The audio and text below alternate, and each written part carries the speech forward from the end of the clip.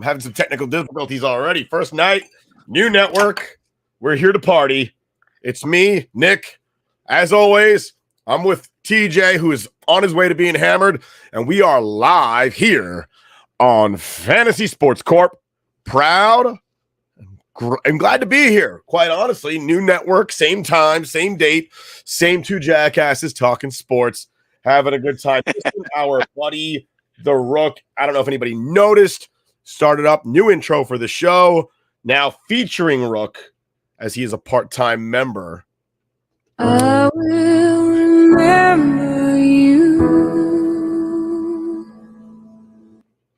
And I think my girlfriend's watching because I can hear somebody laughing downstairs as I hit the music. Thank you, babe. Appreciate it. We have one viewer. Let's go. Let's go. We're setting the tone.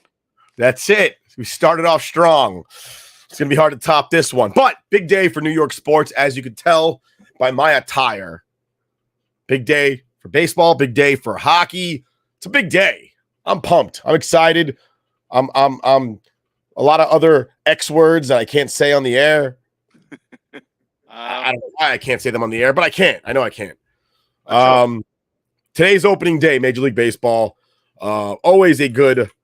It's always a great day, man. I feel like a little kid. I think the problem with opening day for me is I'm always stuck at work, so I can't get like all into it. I love the day games. Obviously, this time of year, you want the sun to be shining. You want to get the feel of it being warm, even though it's not really warm out yet, not here in the Northeast. But it's hard to get excited when you're stuck at work. Like I could try to stream it from my phone, but that's not like I want to be sitting at home with an ice cold beer, with a box of Cracker Jacks, with peanuts, hot dogs, a pretzel. I want it all. I don't want a little bit of it. I want to be fully immersed in baseball on opening day. Oh, I hear you. Today I happen to be on leave this week. I'm actually sick. That's why I sound so sexy. I'm drinking penicillin, actually. If you don't know what penicillin is, we'll talk about it later. I love it. You know what it is? It's the pomp. It's the circumstance of it all. It's it's a day game, the national anthem. They got the flag out there. It's like an hour. It's an hour-long celebration before the game even starts. And I think that's the part that's like, wow, like it's not just the games that day. It's like a whole thing. It reminds me of, it's almost like back in 2001 after 9/11, the Yankees made the World Series, and then President Bush came out and threw out the first pitch. And like an eagle came down, like all that pomp and circumstance. It's like, why is the Super Bowl such a big deal? Because there's a lot of pomp and circumstance that goes along with the Super Bowl. A lot. Except in an opening day, it's 15 times you get to see it. I think Bull Durham nailed it. Susan Sarandon's character praying to the Church of Baseball, because that's essentially what it is. It's like a religion, dude. It just envelops you. Is it any wonder why opening day is always right around Easter and Passover and all that good stuff during the year? Because baseball is a religion. Biblical. Okay? Biblical. But none of that stat crap. That's out. That's like, I don't know. That's like the newcomer just trying to get the tax exemption. Get the hell out of here with that crap. No money ball here. But opening day, Yanks played today in New York. For those who don't know, the Yankees and the Mets alternate every year who's going to start the season at home. This year, the Yankees started the season off against the wow, I just drew a blank. Who we played today?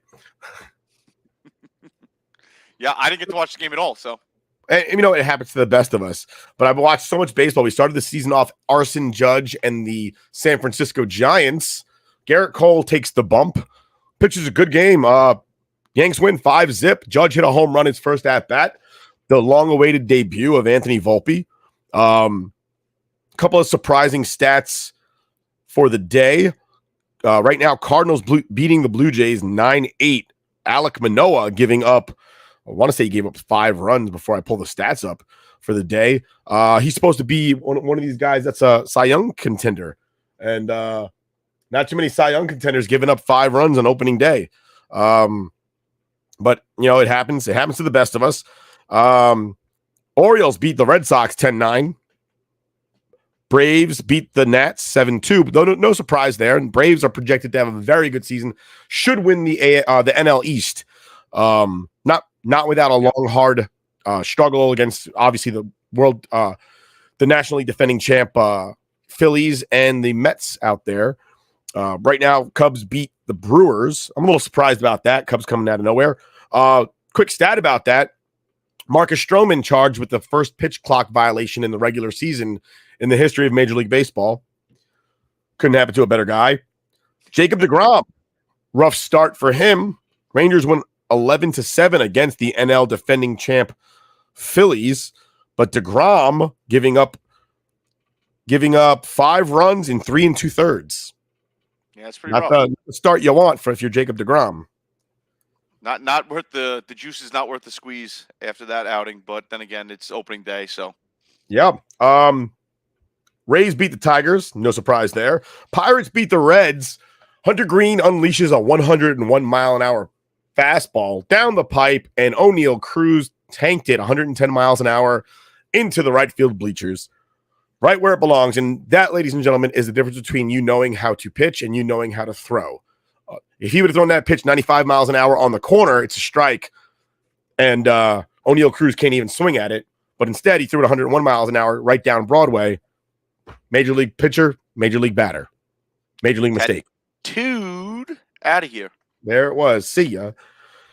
Mets beat the Marlins 5-3. Scherzer gave up 3 over his start. Long story short, the Marlins just, quite frankly, don't have a bullpen. That and their defense is pretty abysmal. I mean, you listen, Scherzer had a good outing through 5, 1-hit ball, and then he imploded in the 6th, and then the Mets get it right back. Some sloppy baseball though in the 7th inning by the Miami Marlins. I mean, again, it's opening maybe first day jitters, but I mean, you have the center fielder undercutting a ball that gets past him and allows a run to score. You know, that's because he's things you got to eliminate. He's not a center fielder. Jazz Chisholm played second base last year. They picked up Arias. They said, oh, Chisholm's a good enough athlete. He can just move to center field because it's just that easy. It's not. You know what I mean? Like, oh, yeah, just fuck it. You're out there. No big deal. You're fast enough. You should be able to go out there and play center field in the major leagues when you've never played the outfield a day in your life. So that's easy, right, T? Like, you've gone out into the outfield and just played center field without ever having taken a fly ball out there before, right? Not this guy. But talking about hard.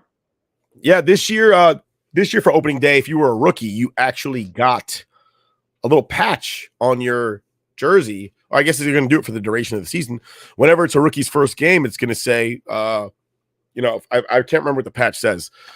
I'm sick. But it says like opening day, like not opening day. It says debut, major league debut. They got a little patch that says major league debut on their jersey. That's we both know why, dude. We both know why those patches are going to end up in a Topps deck of baseball cards, a 1-of-1, or they're going to cut it up into 10 pieces and make it a 1-of-1 rookie debut card. Essentially, that's all it is right now is marketing for the MLB. Dude, not free, but the paid for advertisements on the jerseys are abysmal. They're disgusting. I saw that. Irritating, dude. I don't need to see home security companies on your sleeve while I'm watching baseball. Like, does the team need money that badly that you're going to allow the team to rent out space on the jerseys? You're essentially saying the jersey doesn't mean shit. It reminds me of Mexican front and center. Us making money is front and center. It reminds me of Mexican League, like where they have or in soccer in Europe where they have they're like, oh, I play for Manchester United. Really? Because it looks like you play for Siemens. Dude, I was going to say, it reminds me of like the KHL with just all the ad space all over the place. It's just nonsense. That's all it is. Like, Not a big this fan. isn't NASCAR. You're not just renting out little spots like where the car is the main attraction. What's the main attraction is you're representing your team and your ball club. And now I don't know if I should invest in whatever bank is on your left sleeve or buy home security from your right sleeve or, oh, shit, they're playing baseball. All right. Yeah. But talking about rookies making their debuts, Anthony Volpe made his debut for the New York Yankees today wearing a new number, wearing number 11. And so the story goes, he called up Brett Gardner and asked for permission to wear number 11, as if Brett Gardner was some, I don't know, Hall of Famer or legendary player that deserves that kind of accolade. Now, I know he was a fan favorite, not a favorite of this fan. But what are your thoughts on jersey numbers and retirings and all that stuff, T? I think if you're somebody that has meant something to the team and you are on your way to getting your jersey retired, that's one thing. If a player, God forbid, passes away during the year and the next season or the season later, whatever it happens to be, you want to ask the family out of respect if you could wear that jersey. That's another thing. I think when MLB sports writers say, oh, Volpe did the right thing by asking Brett Gardner. If Brett Gardner said no and Volpe told him to suck it, I'm in the show and you're not anymore, sit down, he'd 100% be right.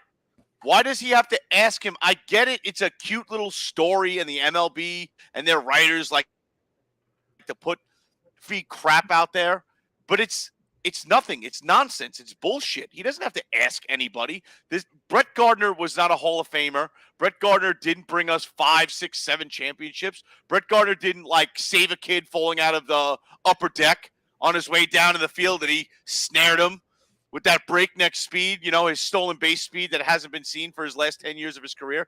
Like, what Brett Gardner doesn't mean all that much to Yankee fans in general or the Yankees organization. He was a fan favorite. Great. He played hard. Wonderful. He wasn't an amazing athlete. He was athletic, whatever.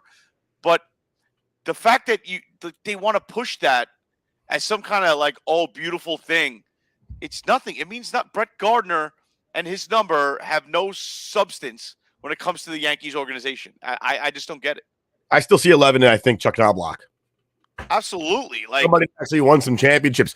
You know, people say, oh, Brett Gardner was the 09 team. Brett Gardner was on the 09 team as the backup's backup. Brett Gardner's on the 09 team like Esteban Florial's on the 23 team right now. And like, are we really going to herald that as a championship? Like, you're a real contributor around here. I think he played 23 games and none in the playoffs. I mean, definitely. Big deal. We've discussed how the Yankees love to retire numbers that are arguably shouldn't be retired, and everybody gets their day at the stadium. It's like, dude, you could play for the ball club, you could mean something, but if you're not a Hall of Famer or you didn't do something that was unheard of or unseen in the organization, you just because you were there for a while doesn't mean you should get your number retired. Like, I don't. Like, again, that's the pomp and circumstance that I dislike about sports as a whole. It's really just the Yankees. I mean, if you look at any other franchise, the only players that get I looked at the Red Sox today. The only player that got his number retired that is not in the Hall of Fame is Johnny Pesky, and they named a part of the stadium after him. So you know what? They named a part of the stadium after him. Like, right. They're going to sit there and go like, oh, what's that? Oh, it's the Pesky pole. Who the fuck was that? At least now you can point and be like, you see that number out there? That was him. Ah, got it. You know, right. Brett Gardner, I mean, are we really, really sitting here and going, oh, he was the greatest ever, retire his number? He batted 250 with no pop. Oh, but he was on the team for 15 years. He was a stalwart for 15 years. For about 10 years, since 2012, they just used him as a reason not to get a better player because he was good enough. I just want every Yankee fan to understand this right now. Bryce Harper would be playing for the Yankees if not for Brett Gardner. Bryce Harper would be playing for the Yankees if not for Brett Gardner, because they sat there the year that Harper was a free agent and they said, well, we have a loaded outfield. Our outfield is full. And in my head, I was like, what do you mean full? You got fucking Gardner out there. Get rid of his ass. Oh, no. He's an integral part of the team. Really? The guy hasn't been a stolen base threat since 2011. All right. He hasn't been a stolen base stat since 2011. He bats 250 with no pop. I could see if he was hitting 40 home runs a year, 35 home runs a year, driving in 100 runs. Yeah, he's batting 250. Great. He's not. He's hitting singles. He might hit. The year they used the juiced baseballs, he hit 22 home runs and saved his career. He would have been off the team if not for that juiced baseball year. And we're seriously having our rookies, our top touted fucking prospects, call this guy who still refuses to retire and ask permission to wear his number. It's not his number. The number belongs to the Yankees. All right. It's getting to the point. I can go through the whole list. Numbers that should not be retired by the Yankees. 1, 6. And I'll tell you why right now. Managers shouldn't wear numbers. You don't see Bill Belichick wearing a fucking football jersey on the sidelines. Why does the manager wear a number? I could see if it was back in the 60s when Joe Torre was a player manager for the Mets. Yeah, he's got to wear a number because he might put himself in the game. But I'm fairly certain Aaron Boone's not lacing him up and going out into the field today. There's days where he doesn't even wear a jersey. So why does he have a number? Right. A good number at that. He wears fucking like 17. That's still a pretty low number. Right. You know, Torre was wearing 6. It's a good number. Mickey Mantle wore that number for a couple of weeks before he got sent back down to the minors. You know? But here we are. 1, 6 shouldn't be retired. 20 and 21 should not be retired. I'm sorry. I love Paul O'Neill. I really do. But he's not a Hall of Famer. And when you're sitting there talking about right fielders, you're going to put Paul O'Neill's number right next to the Babe. You're going to put Jorge Posada's number up there next to Yogi Berra. You're talking about people that won MVPs and they're in the Hall of Fame. Yogi Berra, mind you, also a veteran, went to war, won MVPs, won multiple World Series in the Hall of Fame. We're really going to put these guys next to them. There has to be a line in the sand where you say, like, this is good enough. You know? Because, like, I agree. 23 is retired. Now, I would be okay with that because Don Mattingly won an MVP. Staple of the team. I could sit there and say, hey, you win an MVP for the Yankees, retire that man's number. But then why isn't A-Rod's number retired? Because he won 2 MVPs. And he's the only player that's won 2 MVPs since 1961. The last Yankee to win 2 MVPs was Roger Maris. But A-Rod's number is not retired. He won a World Series, 2 MVPs. Oh, but steroid allegations. But Andy Pettit's number is retired. Oh, well, you got to win World Series too. Like, that's why O'Neill and that's why Posada's number is retired. Don Mattingly never won a World Series. Because I say, what about Dave Winfield? Played for the Yankees for 10 years, was an all-star 9 years out of the 10, won like 5 gold gloves and like 10 silver sluggers. He's in the Baseball Hall of Fame, 10 years with the Yankees, doesn't have his number retired. Can somebody explain this to me? Oh, well, he never won a World Series. Neither did Don Mattingly. It's a joke. He won a World Series with the Blue Jays. The man's in the Hall of Fame, but he wasn't good enough. He played 10 years with the Yankees. That all contributed to his Hall of Fameness. You know why his number's not retired? Because the boss didn't like him. And is that what the criteria is? If the owner likes you, you get your number retired? Isn't that embarrassing? It's not a legit criteria. I mean, it seems like it is. If you look at all the numbers in the Yankees' eyes, the Yankees, especially now, are about making money and generating some kind of buzz, whether it's ridiculous or not. So, we'll have Paul O'Neill night. We'll bring a whole bunch of fans to the stands and overcharge them for tickets because it's a special occasion. And we'll give out some 2-cent bobblehead that, your kid or dog may choke on when it breaks apart in a week. Like, it's just all about the money grab for the Yankees, and it's getting ridiculous. You don't have to – you're the New York Yankees. You don't have to retire erroneous players' numbers that really don't deserve to be anywhere near a retirement because they didn't deserve to be in the Hall of Fame. Yet you want to do it because you want to create a little bit of buzz. You're the New York Yankees. You are the buzz. Cut the shit. Honestly, again, it comes down to the fact that as much as I hated it when people were like, oh, Babe Ruth didn't get 100%, nobody else should either. You kind of got to have a standard. Luckily, there is a standard for the Hall of Fame. You have to have over 80%, and that's great. But for the Yankees to retire numbers, there is no standard. There's no standard. Is that what bothers me? If you want to sit there and say, oh, you got to win an MVP, you'll get your number retired. Got it. Oh, you got to win a few World Series, you'll get your number retired. Got it. You got to be team captain, you'll get your number retired. Got it. You got to win Cy Young, you'll get your number retired. Got it. But to just arbitrarily be like, I like this guy, retire his number. Like, that's just ridiculous. Because just to keep going, 21 shouldn't be retired, all right?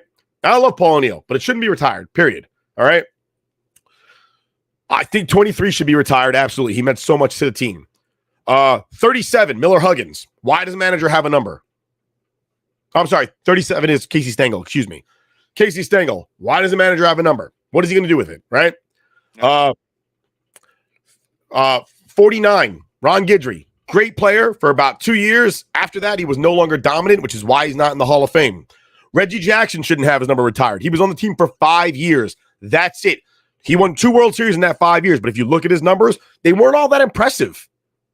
I think he hit 37 home runs one year. If I told you that the most amount of home runs that Reggie Jackson hit for the New York Yankees was 37 in the 5 years that he was there, what would you tell me? Would you believe me? It would seem kind of low. Right? You would think he hit 45, 50 home runs playing for the Yankees. Reggie Jackson has the lore around him, and that's why his number's retired. He has 3 home runs in the playoff game.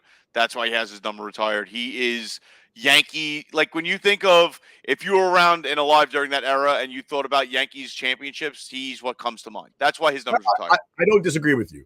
But at the same time, if you look at his entire body of work, he was only on fire for those 2 years, and that's it. Like, are we doing that for 2 years? He didn't even win the MVP those 2 years. Like, at least Roger Maris won 2 MVPs. And he set the single season home run record. Yeah. You know? Ron Guidry shouldn't have his number retired. Bernie Williams is my favorite player. He should not have his number retired. I love him to death, but to put his name up there next to Mickey Mantle and Joe DiMaggio, he's a great player. I think he's an extremely good player. But shouldn't your number be retired because of greatness, not because of really goodness? Right. And I love Bernie. He's inspired me to play baseball. I got guitars sitting behind me. I learned how to play guitar because I love Bernie Williams. He plays guitar. I played center field for how many years? Because Bernie Williams plays center field. You know? I love Bernie, but I know that putting his name next to Mickey Mantle's is just weird. Yeah, it's hard to justify it when you're not the 1%. You know what I mean? You're not the guy that everybody's like, that guy during this time was the best. Yeah. You could name other people above you that were better than you or were the example and not the example. You know what I mean? It's hard to justify it. I agree with you. I'm right there with you. A lot of the guys recently just feel like they were there at the right time. They weren't the best in the game at the time. They were the best that we had at the time. Right. And sometimes that's really good, but it's not everything. You know what I mean? But that means we got to move on. Today, they introduced Aaron Judge for the first time as the captain of the New York Yankees. TJ, you were the captain of our team. What does that mean, being a captain, getting that name put on you? I think there's a big difference for Aaron Judge to be with that, legacy, that list of past Yankee captains. That means so much more than I think anything else in baseball than going and getting your name put in Cooperstown. I think that alone is something that I think it honestly, with baseball as a whole, not saying athletically, but baseball as a whole, right? I think it's easier to get to Cooperstown than to be the Yankees captain. Statistically, it is. Definitely more people in Cooperstown than the Yankees captain. And how many great players have played for the Yankees but weren't considered for a captaincy? That's true. That's very true. Actually. You could be in Cooperstown. You could have played for the Yankees. You could have contributed to that team. But guess what? For whatever reason, whether it's your personal life or how you carried yourself in the locker room, you were not considered for a captaincy with the Yankees organization. So I think him being the captain means a lot. It means so much more than I would say, especially if they're the Yankees. I know I'm biased. We're in New York City, but it means a lot more than most other organizations can offer you, including Cooperstown, if you yourself put yourself in a position to put your number in Cooperstown. So I think it's a tremendous accolade. I think it's something that should be celebrated. He should be very proud of himself. I think he deserves it. I'm assuming just by how you see him carry himself off the field and in interviews. You see him with all these different charitable organizations that he's a part of and making his rounds out in public. Like, he seems like a guy that always carries himself in a professional and respectful manner. So I can only assume that in the locker room, he's somebody that you could easily look to be the guiding light, especially for a Volpe, who's definitely walking into that locker room like bright-eyed, bushy-tailed, and scared shitless. Yeah. Like, Yeah. you're a New York Yankee now, pal. Like, you did what you wanted to do. Now earn it, or you're going on a bus somewhere else or down. So Yeah. it's good to have somebody like that you can look up to. He's easy to look up to. The man is a giant.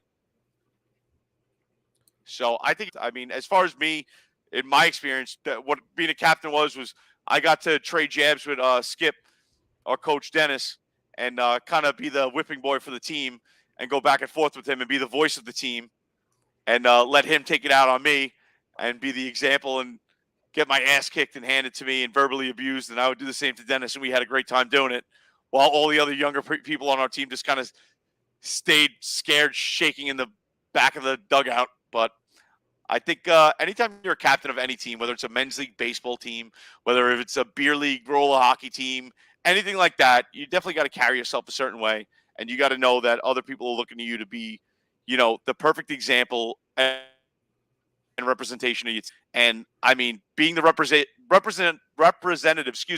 of the New York Yankees and New York City in general, because we all know who the big brother of New York City is, who the baseball team is, who's that number one. That's a huge deal, dude. Yeah. That being said, today Salvador Perez of the Kansas City Royals was named the team captain, and let's clap it up for Sally Perez.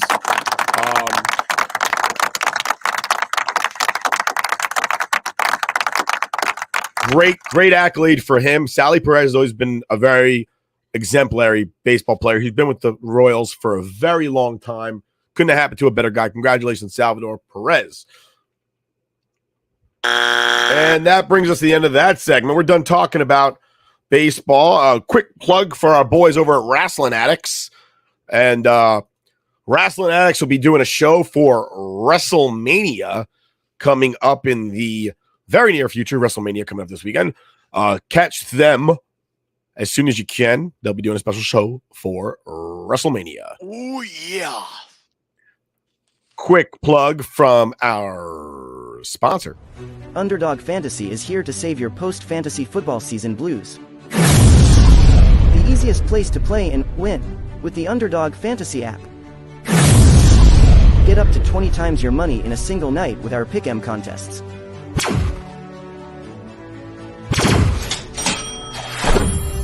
Grab some insurance when setting your picks and win even when one pick fails. Go online now and use the promo code SCOREBOARD to double your deposit up to $100. Sit gingerbread, good girl.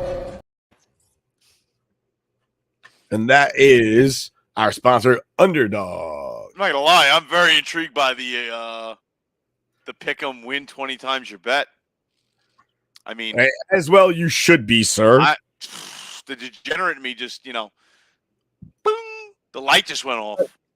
Right now, the degenerate of you is about to get very excited because we have our new segment, Whiskey of the Week. Oh, yeah. And now we're going to be doing our Whiskey of the Week.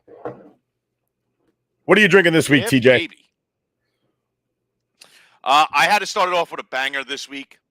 Right now, I am sipping on one of my favorite go-to whiskeys, Old Forester 1910 Old Fine Whiskey. If you're a whiskey fan, if you know what's been going on, everybody's been doing a toasted barrel, whether it's Penelope, you got Double Oak from Peerless, you have Double Oak from Woodford. Everybody's doing toasted barrels. And this is the original Old Forester, thrown in an extra barrel, getting that extra wood flavor to it. Okay, it gives it a nice toasty note. They were the hip new thing before it was hip and new. You know what I mean? They were the OG gangsters, Old Forester 1910. So let's give it a little sniff. So what's that costing us, T? I could pick this up around by us for about $53. Anywhere from $50 to $60 is the price range for Old Forester 1910. They have their Whiskey Row series where they have about 6 different offerings, all in that $50 to $60 range. But this is 93 proof. Let's see. I don't know if there's an age statement on it.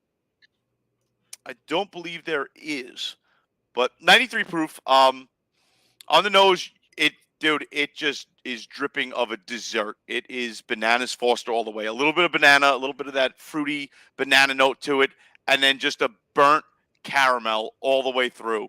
It's It is very, oozing.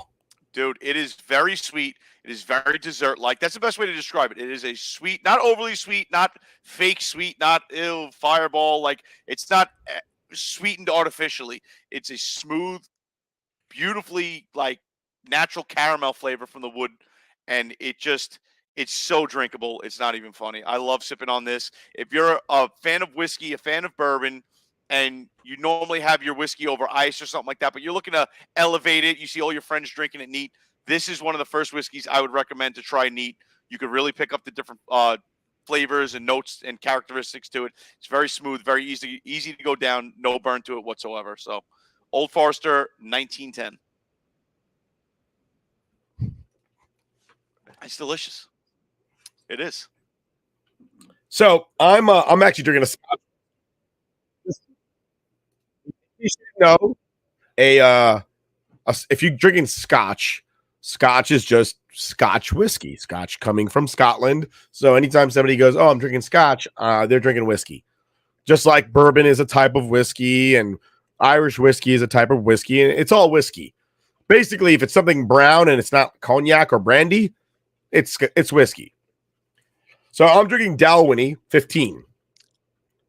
It's a single malt Scotch. Now, me personally, and everybody has their own tastes and their own pleasures when it comes to drinking. And just like eating a steak, some people want it rare and some people want it well done. Guess what? I don't got to eat your steak. I don't care how you want it.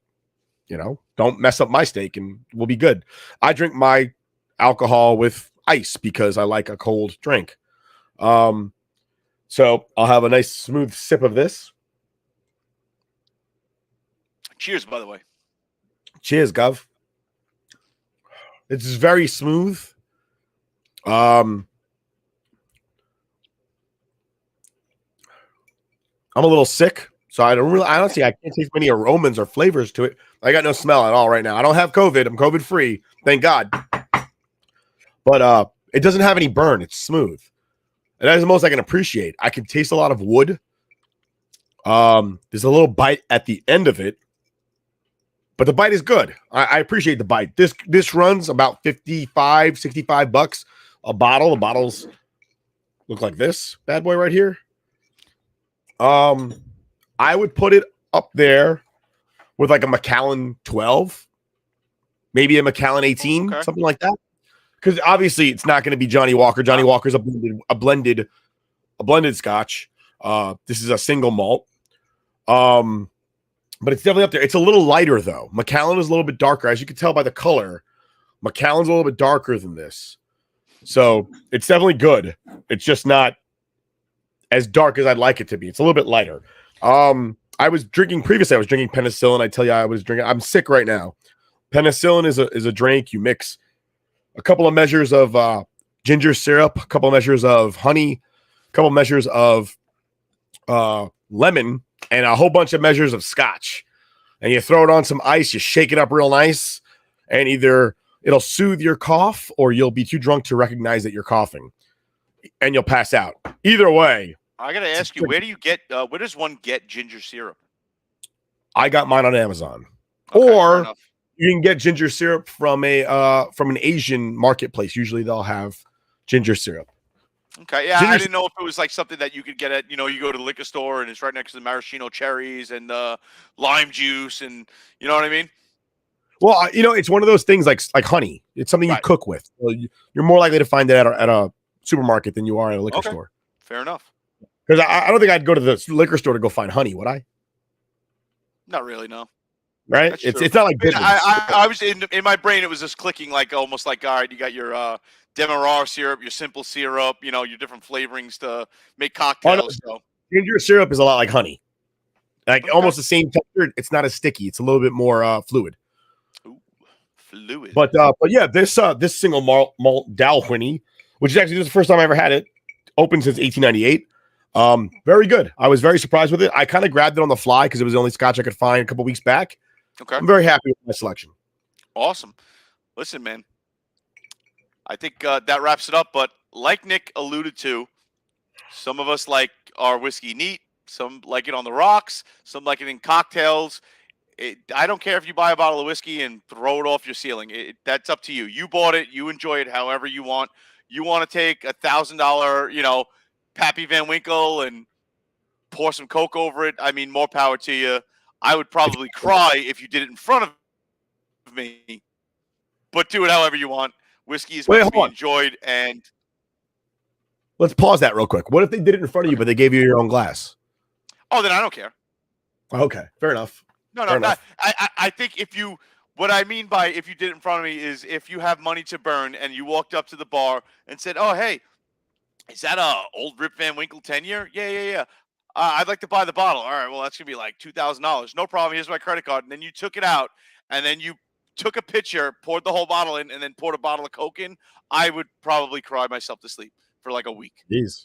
Yeah, that would hurt so much because I'm never gonna get a chance to sip on some Pappy. I mean, that's not true. Then again, we went to American Whiskey, and I did get a pour. Let's talk about that for a second.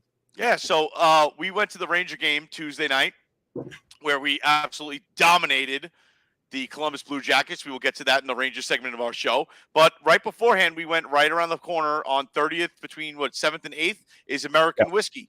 And they have a tremendous selection of whiskey, scotches, whiskeys, ryes, bourbons, Irish whiskeys. They got the whole deal, and a pretty damn good Nashville hot chicken sandwich. Didn't love it on white bread. Would have rather it on a pretzel roll or like a potato roll or something like that. But the sauce was tremendous. Hawaiian. Dude, Hawaiian bread would be great. 100%. And dude, the Nashville hot sauce was tremendous. The chicken crispy and fried perfectly, but we weren't there for the food. We were there for the booze. Pickle. The pickle was good. Most playful pickle.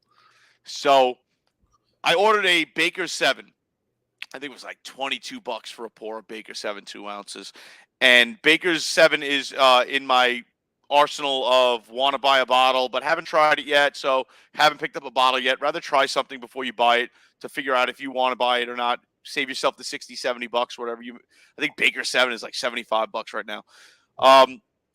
The very nice cocktail waitress said, I don't think we have any more, but let me check. As she's talking to what I assume is her manager, the manager walks over with a bottle of George T. Stagg.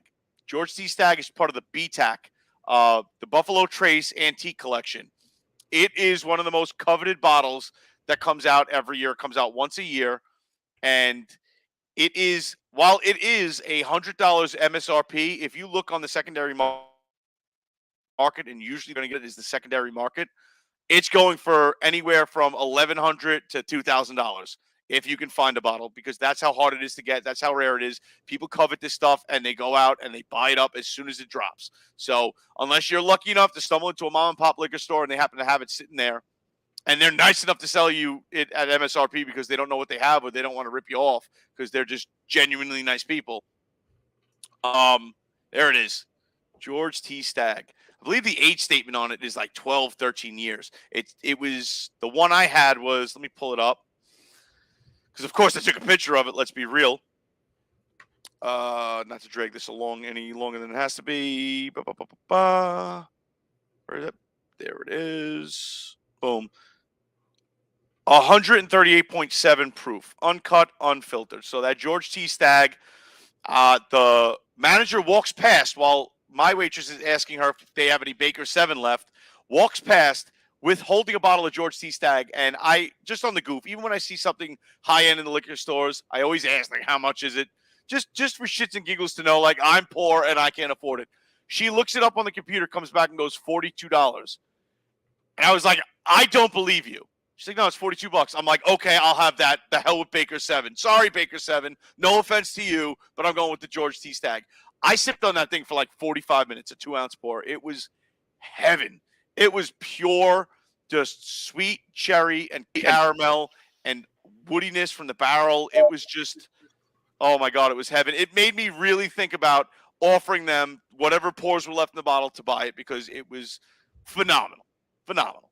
But again, if you picked up a bottle of that and right in front of me dumped it out or poured it in a Hawaiian Punch, yeah, I would probably throw myself through the front of the bar window. That's just so TJ's not lying. It's actually like right here. It's the other page we saw MSRP was $99. And as we can see, people are selling it for $1,300 nearly. Yep. So yesterday I had the privilege of having some Blanton single barrel, and it was absolutely delicious. If you have the opportunity, a Blanton single barrel is about $165 to $180, depending on where you're looking for it. If you can find it for something like, I think TJ found it for like $75 once by accident. It was $69. They had it for MSRP, one of the liquor stores I like to frequent, and I'm not even going to tell you people where it is because I don't want you stealing my bottles when they have it out on the shelf. But they have it right there out on the shelf, not hiding behind the counter. Had it right out there on the shelf, and you know what? They do the right thing. Limit one per customer. That's it. No sitting there and buying up all of it and none for the rest of us, and then selling it online for $200. Sitting there for $70, pick that up, and I still haven't cracked it yet. Honestly, I said last year if the Rangers would have made it to the Stanley Cup Finals, I would have cracked it, and that would have been my third period bourbon. Unfortunately, they didn't get there, so maybe this is the year.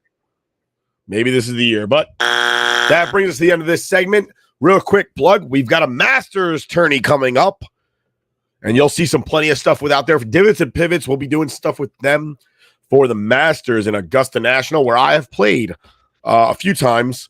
Actually, I spend at least almost a year. Just because you play in the city doesn't mean you played at Augusta National. I played in Augusta. I lived there for about 11 months, and I played in Augusta, and it was magical. That's the city. It's not the course. I don't know what you're talking about. But that's what we got going on in the upcoming days. The Masters starts when, T? Oh, dude, it's right. It's next week. The Valero Open is right now, I believe, and then kicking it off next week, and I actually pulled it up just for the fun of it because I am a degenerate. Right now, the favorite is Rory McIlroy, plus 700 to win the Masters, followed up by Scotty Scheffler, plus 750, John Rahm, plus 850, and then a huge jump to plus 1,700 for Jordan Spieth. That's the fourth person in there. So wait, who was one? One was Rory McIlroy, 2, Scotty Scheffler, John Rahm, number 3, Jordan Spieth, number 4, and then Cameron Smith, plus 2,100. I think Cameron Smith might be the bet. It's a little early. We're not up to the betting of the Masters yet, but I like that Cam Smith at plus 2,100. Cam Smith, if you're out there and you see this, I've got one question for you. Are you ready? Doom, doom. There it is. Moving forward, big day on Tuesday, as TJ already said. The Scoreboard Addicts finally made it to Broadway, and we got to go see your New York Rangers at the world's most famous arena, Madison Square Garden. Now, we have all been to go see the Rangers multiple times. My accolades are well reported, all right? But we've never gone as a group. Onesies and twosies. I think you and I have gone to a game together. Rook and I have gone to a game together. But we've never gone to three of us. And this time, we made it happen, and the results are there. Rangers 6-2. win. 6-2 victory. A dominant victory. Started out hot. Started out with 3 goals unanswered. And then Rook decided to fucking go to the bathroom and not stay there. Rook went to the bathroom. We were up 2-0. 2-0. A beautiful goal. Okay, well, Rook is in the bathroom, squeezing the lemon, if you will. They score a beautiful goal. I believe that was the top corner goal by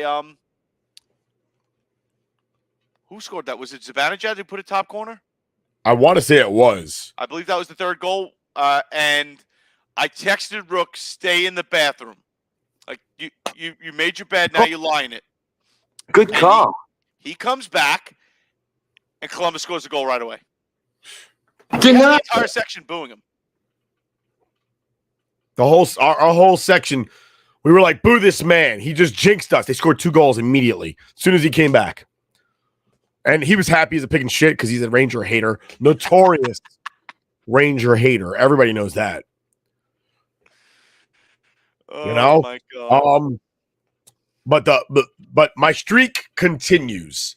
For those of you who do not know, and you're tuning in for the first time, I have never in my life ever gone to Madison Square Garden or any other arena for that matter and witnessed a loss by the New York Rangers. Not with these two eyes.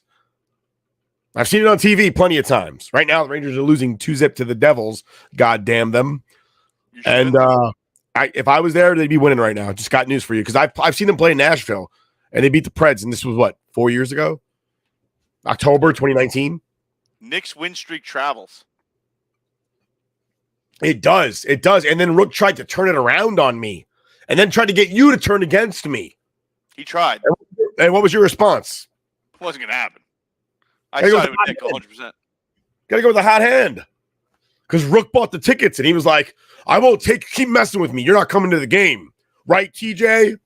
And I told him straight out that I would violently rob him of the tickets because that's my dedication to New York Rangers. There it is. I'll spend a night in jail. I'm not scared of it. Who's going to get you out, though? He's our lawyer. He is our lawyer. I mean, I guess technically he's on retainer, so he would have to do it. Or he just wouldn't have to press charges. Do you believe one time he asked me, like, you haven't paid me $1. What do you mean I'm on a retainer? I said, what do you think, my love is free? It's true. I'm sorry. Unlike some singer, my love does cost a few things. He is still technically part shareholder in our LLC, correct? And I don't see him sitting here on this panel, so that's our payment, is it not? There it is. There it is. When I become some kind of famous whiskey sommelier and I'm rating whiskey all over the world, he's going to enjoy the fruits of that labor. I appreciate you breaking out some fancy language. I don't appreciate the fact that it was French. I also don't appreciate the fact that sommeliers are they're wine experts, not whiskey experts. You can cross it over. You can. They're literally wine. I can do what I want. I'm American and I can do what I want. Those are the rules. Okay, fair enough. I'm not even going to argue that one. That was just well thought. You know what? If I don't become a whiskey sommelier or whatever you want, a whiskey expert, okay, at the very least, when I go to Burger King and I get the 2-for-1 Whopper, I don't mind giving that extra Whopper to Rook. I got to tell you right now, in my old age, when I was younger, I want to say I was a little foolish. I want to say I was a little foolish as the New York Rangers score a goal against the New Jersey Devils. We'll clap it up for the Rangers. Chris Kreider with the goal. I got to be honest, as a youthful person, I liked Big Macs better than Whoppers, but as an adult, I like Whoppers better than Big Macs. I just used Whopper as an example. Big Macs are so much better than Whoppers, but in now being an adult who makes money and could afford than a value meal, there is, and I don't want to hear any lip about In-N-Out Burger or Whataburger or Smash Burger or any of that bullshit. Five Guys. In-N-Out Burger is just fucking McDonald's with fancy uniforms and animal sauce. That's it. It's nothing special. Dude, Five Guys Burger and Fries. I'm pretty sure animal sauce is just fucking Big Mac sauce. It's Thousand Island dressing. Yeah. So Five Guys Burger and Fries, hands down the best fast food burger you can get, without a doubt. That's true. Let's be honest though, T. Is a burger slow food anywhere? I would say the only way it's slow is if the restaurant's busy and it's just whatever line it came into. I'm talking about the restaurant you're going to only makes burgers. No, I mean if you get to order it, it takes maybe 10 minutes max. Right? So it's fast food no matter where you go. It's just about quality. And I know for a fact that when I go to Five Guys, I see them take a patty and throw it on the thing, and it's a real patty. It's not frozen. It doesn't bounce like a hockey puck. No. And you know what, though? Be fair. Smash Burger, the same thing. They're just a little too fancy. A little too gourmet. You know what it is? I don't like even, what's the other one by us? Shake Shack. And they do the same thing as Smash Burger. They flatten it out on the grill and all that stuff. I don't like that extra char on the burger. I like a char on the burger from like a grill, from a real grill, from charcoal, flame broiled, that way of cooking it. I like a char on the burger. Not you pushing it so hard and heat singe into the meat. And you're essentially making that part of the meat devoid of juice and flavor. You're just making it crunchy and crusty. What I don't like, and we're going to get back to hockey in a minute, but I don't like when you get too fancy. It's a fucking hamburger. Oh, it's on a brioche bun. I don't fucking care. I think the only you know, it's funny, and I If it's get a it. pretzel bun, I know what a pretzel bun is. I don't know what a brioche bun is. I I was don't gonna know say what the roll is. I have no a idea. pretzel bun is as fancy as I want to get, but Yeah. the excitement I have, and I get it. I'm a typical Mick. I'm an Irishman. When you pull out a potato roll, I'm all in. I am all in. A potato roll holds that burger so well, holds in all the accoutrement, right? It's a stable bun, dude. And I can load it up, a little mayo or a little ketchup, whatever I'm feeling that day. It sounds good. Lettuce, tomato, pickle, right? All up in there, stacked. And then you just squeeze it together and you enjoy it. I'm fucking hungry. Damn it. I'm hungry now. What are we doing? We were talking about the Rangers, and now I'm aroused for food. So, talking about the Rangers, we're back to the Rangers. Losing right now, 2-1 to the New Jersey Devils. If the Rangers lose today, it's travesty because we wanted all the New York teams to win today. Yeah. And I guarantee you there's some Jersey fan out there going, what are you talking about? I root for the Yankees. It's a good day. You root for the Yankees because your state isn't good enough to have a baseball team. The fact that they have a hockey team is still mind-blowing. I don't get that. Right now, you look in your stadium, there's more Rangers jerseys. Say again? One professional team left in the entire state. No, that's not true because they have minor league teams there. That's not, you know what I mean, the show. The professional There's the only, show. there's I only get it, one professional major convenient. professional team. Yes. Yes. Oh, wait, are the Red Bulls still in Jersey? But are they the Jersey Red Bulls? I don't think so, actually. I thought they were the New York Red Bulls. They just played there. Because they used to play in MetLife Stadium, correct? No. The stadium was built? If I remember right, they built them a stadium in like near Newark. No, I know Over- that's where their stadium is, but I thought before, when they were just establishing a team here, I thought they didn't have a stadium. I could be wrong. You might be right about that. The New York, they're still called the New York Red Bulls. And they play at Red Bull Arena in Harrison, New Jersey. So yeah, nobody wants to. I mean, face it, New Jersey. No, New Jersey is a place that New Yorkers rent for low prices, and that's it. We pay New Jersey to take New York City's trash. That's a fact. You can take it right from me. I have an inside track on that. I would be agreeing with you, but our lawyer lives in New Jersey, and I don't want to say that he and his family are trash because I'm not trying to say that they're trash at all. I'm just saying that the longer Rook stays in New Jersey, the longer he takes to make left-hand turns everywhere else in every other state where you can make a left-hand turn. I would just say that his kids are probably going to grow up to be Devils fans just to fit in at school. And that might not be true because they did a study as far as viewership goes, and the New York Rangers took the New Jersey market as well as New York State. So why the hell do the Devils even exist? I don't know, man. They're a Mickey Mouse organization, according to Wayne Gretzky. I mean, they are, considering the fact that if you go to their arena right now, which is falling apart for a brand new arena. I was there for a country concert a couple months ago with my girlfriend, and there was insulation exposed in the roof. Like, what the hell kind of crap is that? Place is brand new. They don't say that Newark is full of crack for nothing, right? But crack they're beating the Rangers right now. Crack in your pocket. They're beating the Rangers right now, 2-1. Rangers a little slow to start today. Just one quick thing I've noticed. They said Jack Hughes, and I thought Jack Hughes, which is what people scream when they're accusing people of things. And I'm going to accuse him of being a loser playing for a team from New Jersey. You know what? I would love to hate on Jack Hughes, but he is a tremendous hockey player, and he has turned it on this year. And anybody that will sit there and tell you that they don't want a young talent like that on their team is lying, dude. He's a stud. He really is. He turned it on this year, but Capo Caco has way more playoff points than Jack Hughes does, sitting at 0. Bang. In other Rangers news, before I forgot, and I want to get back to this game and the implications there. Yes, sir. Today it was announced Philip Hedl signed a 4-year extension to stay with the New York Rangers. And what are your thoughts on that? Dude, I mean, so I had a conversation with one of my bosses at work, and we were talking about how the Rangers have a lot of young talent, and the money is going to get spread thin very quickly. But Philip Hedl is definitely where you want to invest money. My boss's opinion was that Miller might be where you don't spend the money, and I kind of tend to agree with them with all the money we have locked up in defense already with Jacob Trouba. So that's a conversation for a different day, not to take it on a downward spiral and make it all depressing. But the Rangers only have so much money to go around with the way the NHL works and the cap hits, and the Rangers are kind of spread thin already.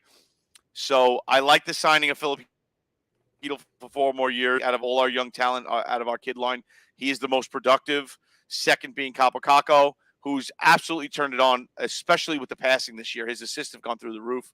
And then Lafreniere, who I still think is going to develop into a tremendous player. We just got to give him a little more time. But he has hands. He makes plays. He just doesn't finish that often.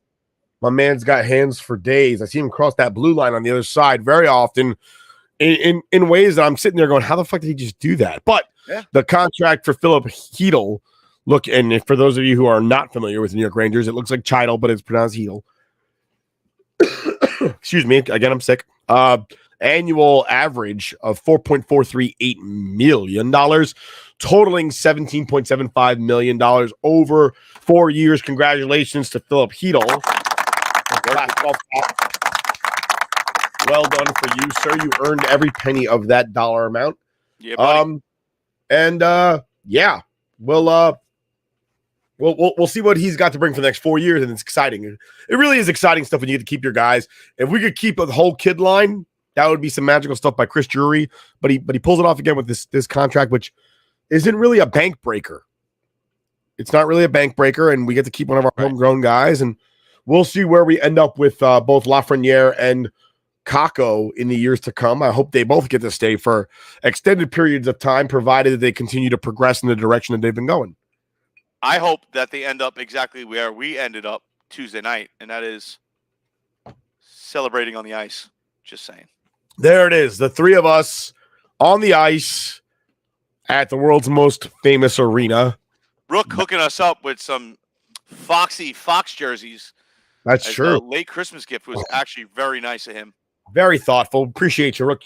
Golf clap for Rook. But in this short amount of time we got left, tell me about the implications of this game we're watching right now.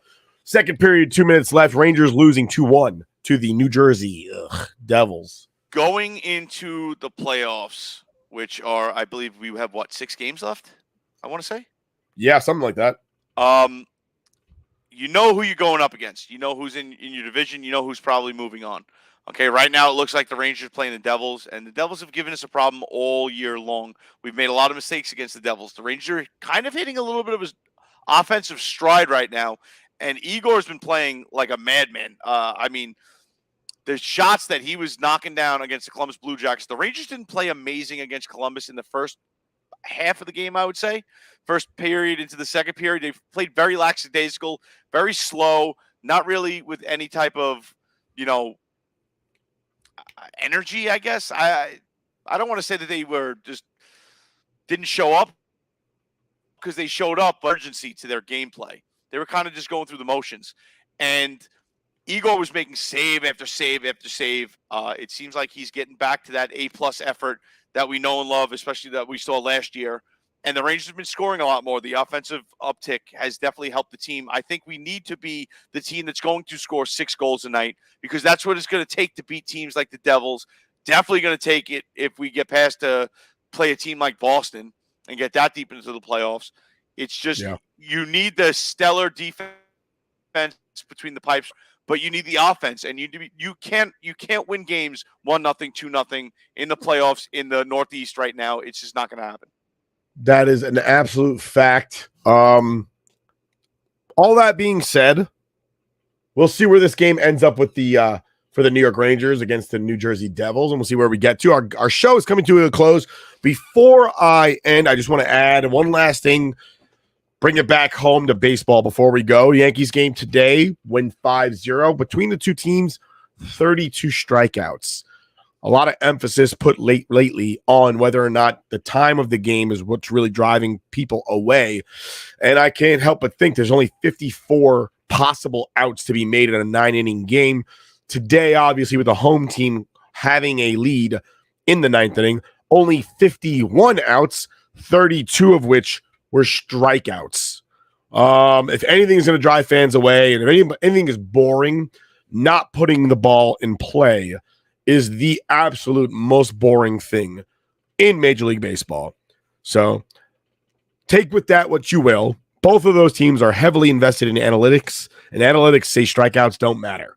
So Major League Baseball, the ball's in your court. Try to figure out a way to make the owners pay guys to bat 300, and maybe we'll get the fans back. TJ, you got anything else for our fans before we go?